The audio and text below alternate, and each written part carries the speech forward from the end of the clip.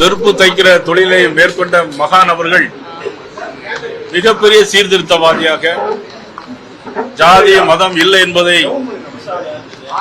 கடவுளை எப்படி வணங்க வேண்டும், ஆர்ப்பாட்டம் இல்லாமல் எளிய முறையில் வணங்க வேண்டும், எல்லா மதமும் ஒன்று, எல்லா ஜாதியும் ஒன்று, ஒன்றே குலம் ஒருவினேதம் என்ற அடிப்படையில் 15ஆம் நூற்றாண்டிலே வாழ்ந்த மகான் சிரோன்மணி ரவிதாஸ் அவர்களுடைய பிறந்த நாள் 650வது பிறந்த நாளை பாரதிய ஜனதா கட்சி பாரத நரேந்திர மோடி முதல் தென்கோடி கன்னியாகுமரி வரையிலும் இன்றைக்கு அந்த மகானை நினைவு கூர்ந்து கொண்டாடுகிற கட்சியாக பாரதிய ஜனதா கட்சி இருக்கிறது.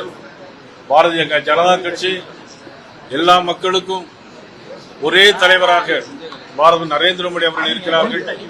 தொடர்ந்து இந்திய நாட்டின் நலனுக்காக சிரோன்மணி மகான் காட்டிய வழியில் பல்வேறு வாழ்ந்து காட்டிய வழிகளில் பிரதமர் அவர்கள் இன்றைக்கு நாம் இந்த விழாவை கொண்டாடி கொண்டிருக்கிறோம். அவர்கள் வாழ்ந்து காட்டிய வழியில் நாம் ஒவ்வொருவரும் வாழ்ந்து காட்ட வேண்டும் என்பதற்காக இந்த விழா இன்றைக்கு கொண்டாடுகிறோம்.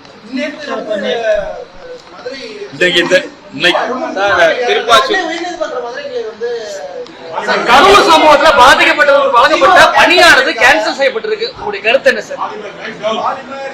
அதாவது இது நீதிமன்றத்தில் இருக்கக்கூடிய விஷயம். நீதிமன்றத்தினுடைய தீர்ப்பு நம்ம போகிறது அவ்வளவு சரியாக இருக்காது.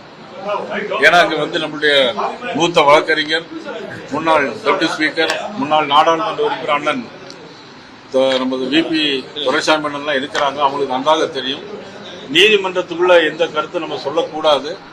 ஆனாலும் தமிழக முதலமைச்சர் என்ன செய்திருக்க வேண்டும் என்று சொன்னால், இதெல்லாம் கொடுப்பதற்கு முன்னால் ஆராய்ந்து பார்த்து ஏற்கனவே நொந்து போயிருக்கிற, ஏற்கனவே மிகவும் வருத்தத்தில் துயரத்தில் இருக்கிற அந்த மக்களுக்கு, அதான் ஒரு பழமொழி சொல்லுவாங்கன்னா, கண்ணிழந்தான் பெற்று இழந்தான், கண்ணிழந்தான் திரும்ப கண்ணை பெற்றுட்டு திருப்பி இழந்த போல இந்த இன்னைக்குள்ள சம்பவம் அமைஞ்சிருக்கு. அதை முதலமைச்சர் எந்த விஷயங்களையும் ஆராய்ந்து பார்க்கணும்னு எடுக்கக்கூடிய முடிவின் விளைவாக இது இருக்கிறது.